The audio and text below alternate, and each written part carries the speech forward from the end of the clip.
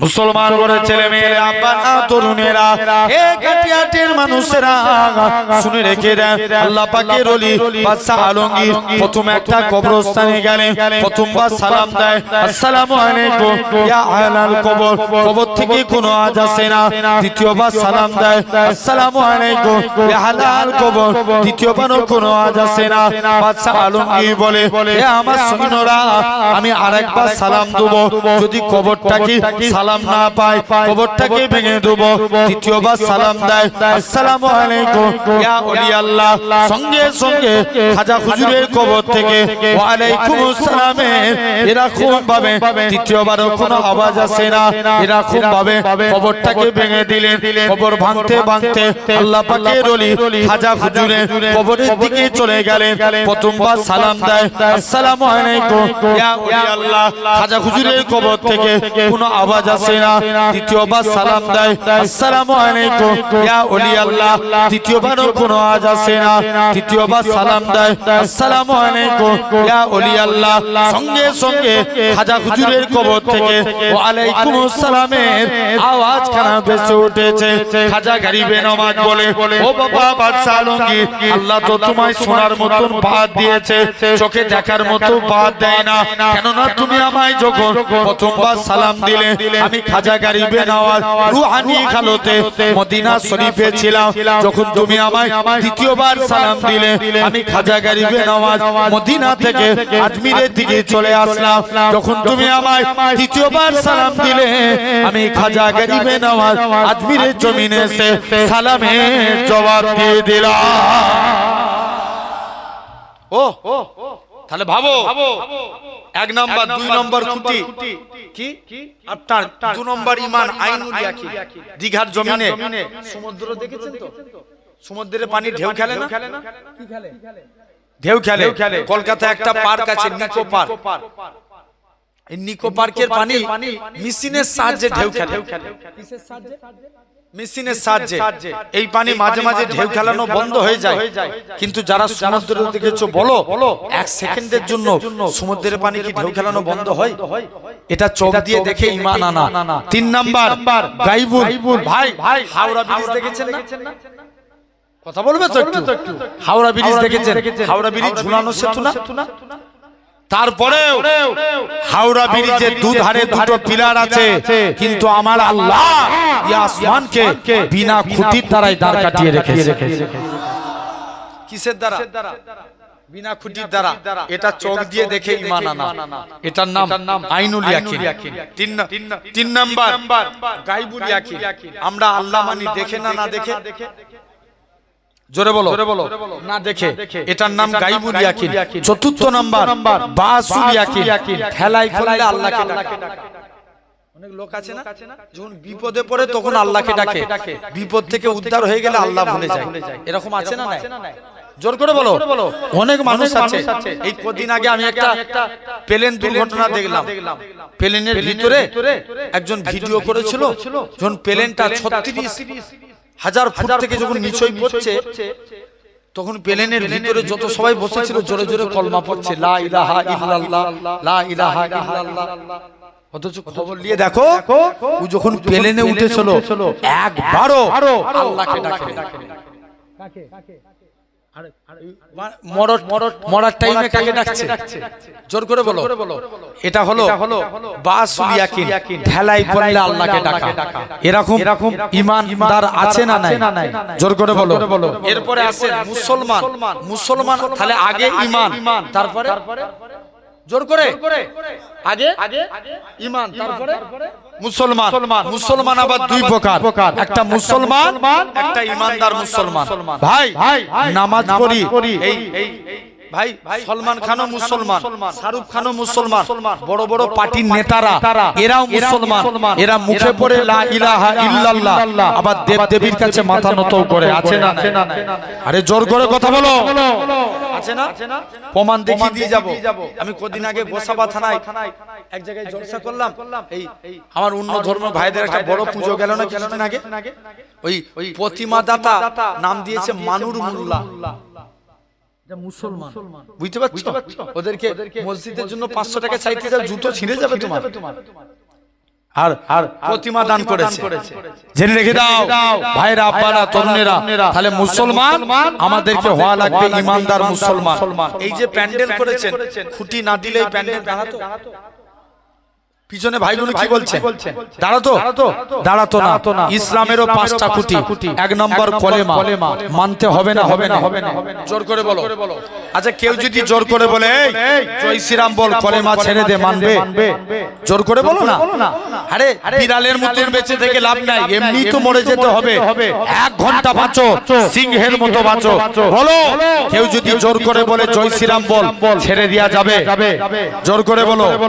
এই সব সময় আবু বকরের সুন্নাত পালন করেছি, মাঝে মাঝে ওমর হওয়ার দরকার আছে না নাই?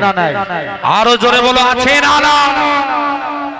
জেনে রেখে দাও, এই কদিন আগে একটা নিউজ করে দেখো, হাওড়া জেলায় একটা ছেলে, তোমরা দেখেছো হয়তো, হাওড়া জেলাতে ঘটেছিল।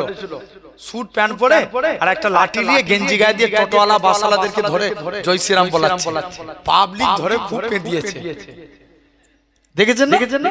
এরকম মাত দেওয়ার দরকার আছে না নাই? পাগলামো করলে লাল করে দিতে হবে মেরে, ঠিক না ভুল? জোর করে বলো। যে যেমন কুকুর তাকে তেমন মুগুর দিতে হবে। আরে কথা বলে না কেন? আসেন ভাই, দিকে দিকে লক্ষ্য করে দেখো। এই তো কদিন আগে 3 তালাক কেন্দ্র থেকে 3 তালাক তুলে দিচ্ছে। আপনাদেরকে জিজ্ঞেস করছি, পার্টি আগে না ইসলাম আগে?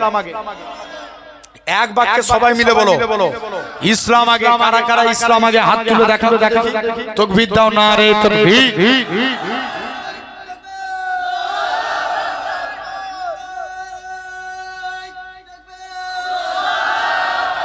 আলহামদুলিল্লাহ। জেনে রেখে দাও ভাইরা, আব্বারা, তরুণেরা, তুই এখানে বসবি না, তোর মোবাইল বন্ধ করে দেব। জেনে রেখে দাও, তথাপিও আজকে এইভাবে লক্ষ্য করে দেখেন, এই কদিন আগে 3 তালাক তুলে দিয়েছে। আপনাদেরকে জিজ্ঞাসা করছি, ইসলাম কি কোনো নেতার বাবার হুকুমে চলে নাকি? এই জোরে বলো, কে কি বলে দিবে, কোন নেতা কি বলে দিবে এটার নাম ইসলাম না। আল্লাহ যেটা বলে, নবী যেটা বলে, এটার নাম ইসলাম। জোরে বলো। আসেন 1 নাম্বার ভাই, দিকে দিকে লোক। কদিন আগে দেখো, ওই এখন এসআর শুরু করেছে, কদিন আগে ওয়াকফ বিল তুলে দিয়েছিল। আরে বলেন, ওয়াকফ সংশোধনী বিল হয় না? এখানে মসজিদ আছে না নাই? এটা কি মসজিদ? আচ্ছা, এই মসজিদের যে জায়গাটা গ্রামের কেউ না কেউ দান করে। কথা বলেন। এখন যদি এটা সরকারি আইন হয়ে যায় ওয়াকফ, তাহলে মসজিদ জায়গা কার হবে? সরকার তো বলতেই পারে, কাটিয়াহাটের মানুষ, তোমাদের মসজিদটা ভাঙবুনি, তোমরা এই মসজিদে নামাজ পড়বে, সরকারি জায়গায় যেহেতু নামাজ পড়ছো, বছরে 1 লাখ টাকা করে ভাড়া দিবে। বলতে পারে না? জোর করে বলো। অনেকে দেখবেন আবার এখন কবরে মাটি দিতে যান, কেউ মরে গেলে কারো পারমিশন নিয়ে, আগামী দিনে কেউ মরে গেলে পারমিশন নিয়ে কবরে মাটি দিতে হবে। তাই তো ওয়াকফ নিয়ে আমাদের বলার দরকার আছে না নাই? আরো জোরে বলো, আছে না নাই? কেউ যদি বলে দেয় চলে যাও, এখানে আন্দোলন করার দরকার নাই, দিল্লিতে যে আন্দোলন করো, এটা কি মানা যাবে? আওয়াজ দিয়ে কথা বলো। আরে চোখে চোখ রেখে কথা বলা, এটার নামই তো ইমানদার। খবর নিয়ে দেখো, ইতিহাস করে দেখো, বদরের প্রান্তরে মাত্র 313 জন ছিল, 1000 থেকে পিছই নেই। আরে তাদের পাওয়ার থাকতে পারে, কিন্তু ইসলামকে মিটাতে এলে চোখে চোখ রেখে গলার আওয়াজই আমাদের কাফি। জোরে বলো। আরো জোরে বলো। কেউ যদি বলে চলে যাও, দিল্লি যে আন্দোলন করে, এটা কি মানা যাবে? আওয়াজ দিয়ে কথা বলো না, মানা যাবে না। আসেন তাহলে লক্ষ্য করে দেখো, আজকে ওয়াকফকে মিটিয়ে দেওয়ার চেষ্টা করছে। শুধু তাই নয়, দিকে দিকে লক্ষ্য করে দেখো, আমার কওমকে মহাবিলিংসিং এর নামে পিটিয়ে মারছে, লাভ জিহাদের নামে আমার কওমকে পিটিয়ে মারছে। আমার ঘরের মেয়েরা বোরখা পরে স্কুল কলেজে গেলে এরা ইফতিজিং এর শিকার হচ্ছে। বাইরে রাজ্যে আমি কদিন আগে মহারাষ্ট্র নাসিকে ওয়াজ করতে গেলাম, ওখানে যে দেখি 3টে মসজিদে মাইকে আজান হয়, একটা মসজিদে আজান দিতে দেয় না মাইকে। রাস্তায় নামাজের জামাত চলে গেলে পুলিশ দিয়ে লাত মেরে সরিয়ে দিচ্ছে। এরা চায় কলেমাকে মিটিয়ে দিতে, ইসলামকে মিটিয়ে দিতে। তবে আজ আপনাদের সামনে বলে যায়, হাজারো চেষ্টা করলেও যতদিন পূর্ব আকাশ থেকে সূর্য উদিত হয়ে পশ্চিম আকাশে ডুববে, ইনশাআল্লাহ ইসলামের পতাকা উঠবে। জোরে বলো। আরো চিল্লে বলো না, কেউ মিটাতে পারবে? জোর করে বলো, পারবে না। আসেন এক নাম্বার খুঁটির কলেমা মানতেই হবে, বলো ইনশাআল্লাহ। মানবো তো? নবীর একজন সাহাবী ছিলেন, যিনার নাম ছিল না, নবীর একজন সাহাবী ছিল যিনার নাম ছিল আব্দুল উজ্জা। কি নাম বললাম? আব্দুল উজ্জা। উজ্জা একটা দেবতার নাম, আর আব্দুল মানে গোলাম। তাহলে মানে কি দাঁড়ালো? ঠিক বলেছো। কার গোলাম? দেবতার গোলাম। চাচার কাছে লালন পালন হয়েছে, নবীর আদর্শ দেখে কলেমা পড়ে মুসলমান হলেন। নবী নাম লাগলেন আব্দুল্লাহ। কার গোলাম? আল্লাহর গোলাম। চাচার কাছে লালন পালন হয়েছে। চাচা বলছে, ভাতিজা শুনলাম নাকি তুমি নবীর হাতে হাত দিয়ে কলেমা পড়েছো? চাচা, আকাশে সূর্য ওঠা যেমন সত্য কথা, আল্লাহর কসম নবীর হাতে হাত দিয়ে কলেমা পড়েছি এটাও সত্য। হচ্ছে না, আরেকটু জোরে বলবে তো?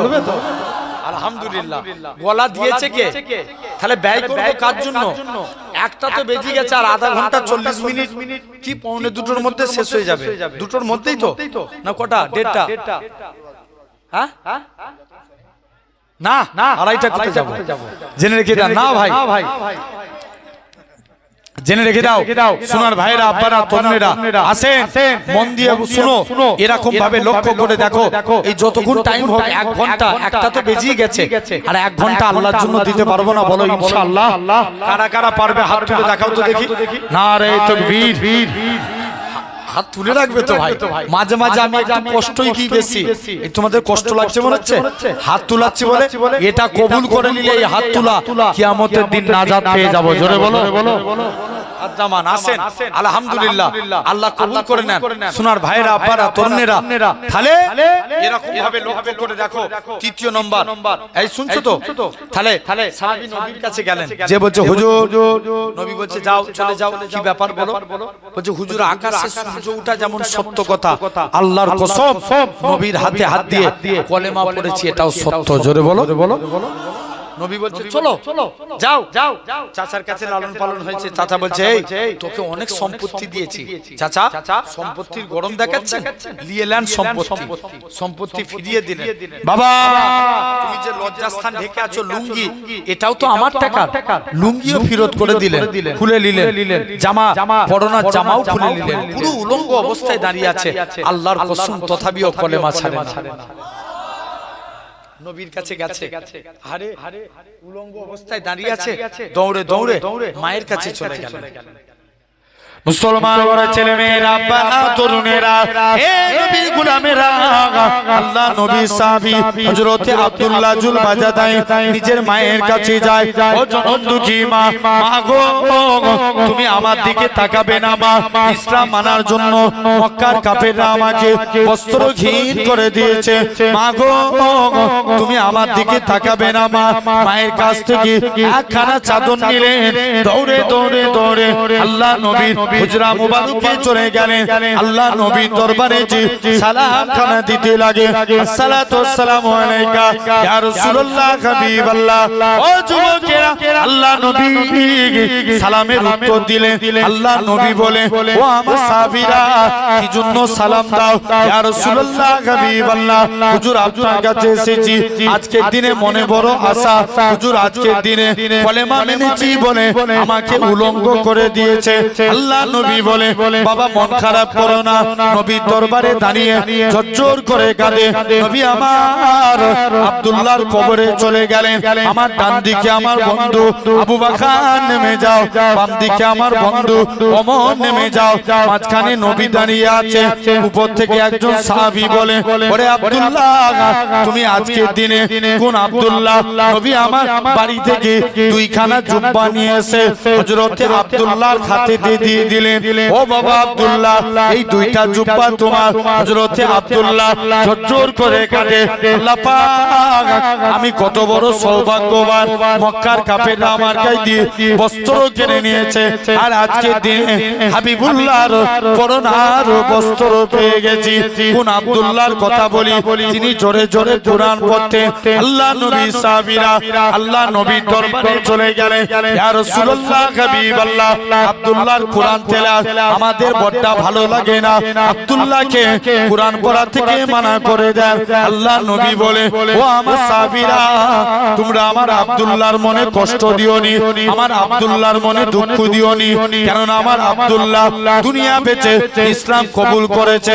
কোন আব্দুল্লাহর কথা বলি, 3 দিন পরে খবর আসলো আল্লাহ নবী সাহাবী আব্দুল্লাহ ইন্তেকাল হয়ে গেছে।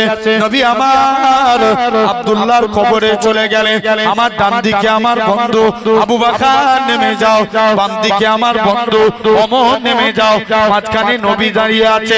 উপর থেকে একজন সাহাবী বলে, ওরে আব্দুল্লাহ, তুমি কত বড় সৌভাগ্যবান, কেন না তোমার কবরে দিন দুনিয়া বাদশা হাবিবুল্লাহ দাঁড়িয়ে আছে। আরো চিল্লে বলো, ও চলে যাও। তাহলে 1 নাম্বার খুঁটি কলেমা মানতেই হবে, বলো ইনশাআল্লাহ। জোর করে বলো ইনশাআল্লাহ। 2 নাম্বার খুঁটি, ভাই এরকম ভাবে নবীর আরেকজন সাহাবী ছিলেন, যিনার নাম ছিল হযরতে, যিনার 2টা চোখ ছিল অন্ধ। কটা চোখ? 2টা চোখই অন্ধ। নবীর কাছে গেছে, হুজুর অনুমতি দেন, একটু জিহাদের ময়দানে যাই।